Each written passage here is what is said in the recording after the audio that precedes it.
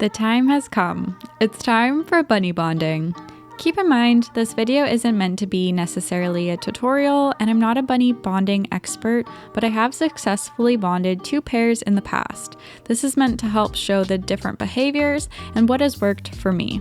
Every bunny is different, so I do not believe that there is a method that is going to work for everyone. With bunny bonding, there always is a lot of trial and error. You'll notice I may move on to the next step and actually have to go back because the bunnies just might not have been ready for that step yet. I'm starting out by testing to see how the bunnies react towards each other while being in separate carriers next to each other. I'm looking for any negative reactions like lunging, grunting, or any sort of aggressive behavior. Cleo and Sage both were quite non-reactive, which made me comfortable to move on to my next step. A lot of people like to use X-pens when bonding, but I don't personally own any. I do, however, have lots of CNC grids. So I made a 2x2 grid pen and I split it down the middle.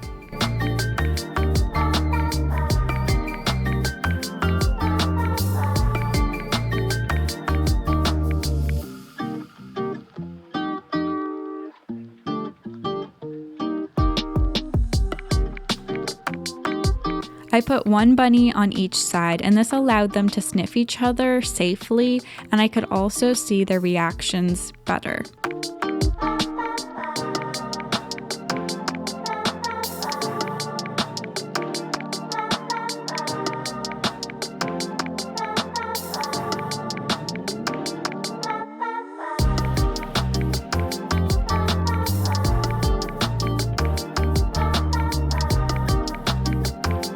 As you can see, once again, there aren't any aggressive behaviors. Both bunnies are very curious and also even mimic each other's movements.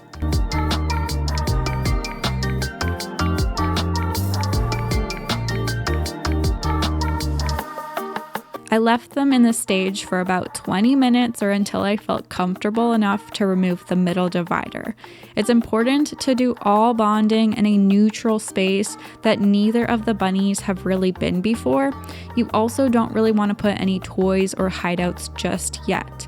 If you bond in an area that is a rabbit's territory, that could end really bad and you could have a serious fight break out. I, of course, had my trusty dustpan on hand. This is used in case of a fight to separate them without injuring yourself, and can help block the bunnies from each other if they're trying to fight or circle. Now, you might also want to wear gloves because bunny bites are nothing to joke about, but in this case of bonding, neither rabbits were aggressive, so I felt comfortable enough to not wear gloves. Right away, when I took the divider out, Sage immediately went in to hump Cleo. Now, Cleo and Sage are both fixed, so that means they can't reproduce. Humping, as silly as it looks, is actually how rabbits and many other animals display dominance and figure out who is going to be the top dog. Humping is an okay behavior, but typically I'll let it go on for about 5 seconds and then I'll gently push them off. This is because some rabbits can become irritated if it goes on for too long, and this can cause a serious fight.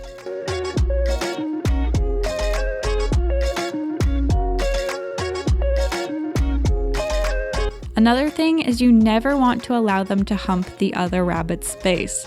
This is super dangerous as this could lead to very important bits being bitten, which we don't want. So I will always take them off, or I'll try to redirect them into the right direction. I decided to add in some veggies to help distract Sage because he was very, very humpy. And as you can see, Cleo decided it was her turn to hump him. Sage wasn't super happy about this, and sometimes humping can lead to the rabbits circling each other, which is a behavior you'll want to stop with your dustpan since circling can lead to a fight.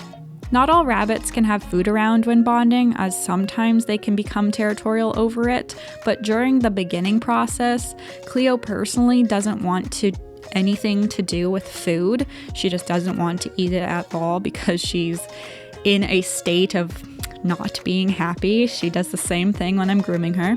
So it's really not an issue for my bunnies in particular. I found that the rabbits weren't really making a ton of progress in the 2x2 area, so I decided to make it a bit smaller into the 1x2. You might notice there is some hair in the pen area, and this is very normal.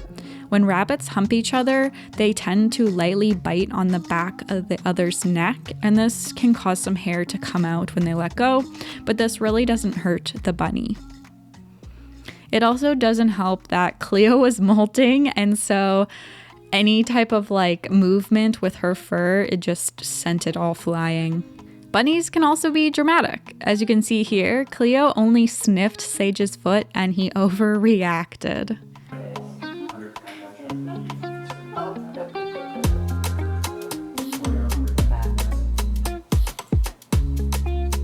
After an hour, I added in some hay for them to munch on, which did help a lot with distracting Sage from just trying to hump constantly.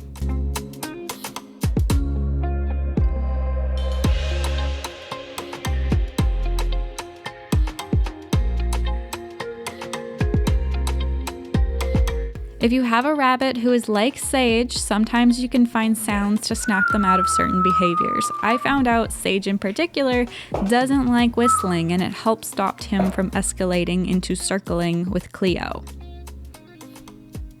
Then once I feel that they've accomplished this size of pen, I open it back up to the 2x2 pen.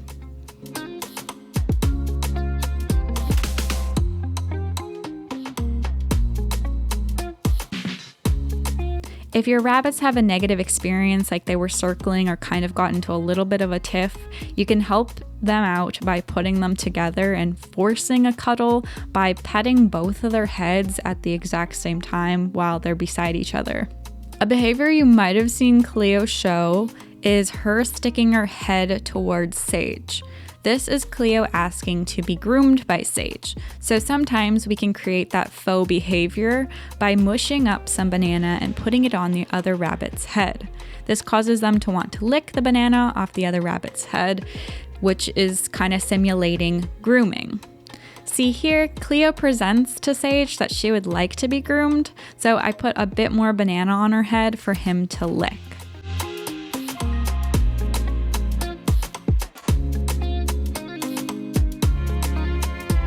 Then Sage actually went ahead and groomed Cleo himself, or maybe he was still tasting banana, who knows, but this is a good behavior. Every hour that I was bonding for, I did offer the rabbits a bowl of water so that they could still stay hydrated.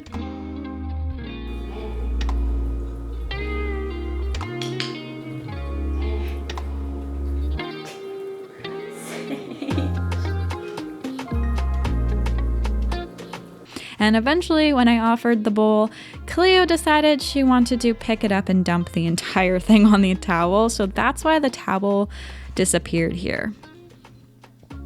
Another good sign to me is that Cleo started eating hay, which meant that she was getting more comfortable with the situation and bonding. So I started bonding at 12 p.m. and I didn't stop. I personally did not want to put the rabbits back into their separate rooms. I felt if I did this, it was going to reset what we had worked on, especially since Sage was starting to get over humping all of the time. So I decided to set up a pen in my bathroom attached to my bedroom. At first, I thought this was going to be okay, but going from the 2x2 pen to this sized pen was just too much for the bunnies. So to be safe, I went ahead and I put a divider in just for the night.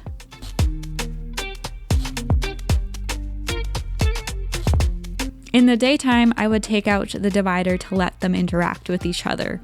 They were doing pretty well, but there was still some chasing done on Sage's part, so I did go ahead and put them both in a carrier, and then I drove around in my car, which really helps to kind of solidify a rabbit's bond if they are having issues with each other. After we got home and I put them back into their pen, Sage actually willingly was grooming Cleo, which was a big success.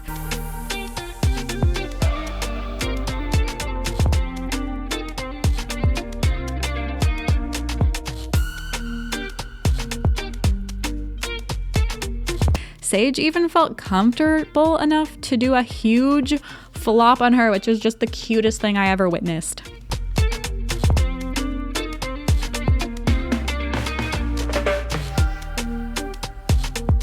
And then later that night, Cleo even started grooming Sage for so long that he had to tell her when to cut it out. At night again, we decided to divide the pen because they still weren't ready to spend a whole night together. In the morning, I went ahead and I gave the pen a full clean out of their 2 litter boxes, and I washed the floors just with a diluted vinegar and water solution, and I gave them a couple of toys this time to keep them a little bit more entertained, because bonding can be pretty boring for bunnies because you're trying to keep it very neutral and you don't want there to be anything that a rabbit could like fight over or become territorial over. As you can see, the bunnies have been fully enjoying each other's company.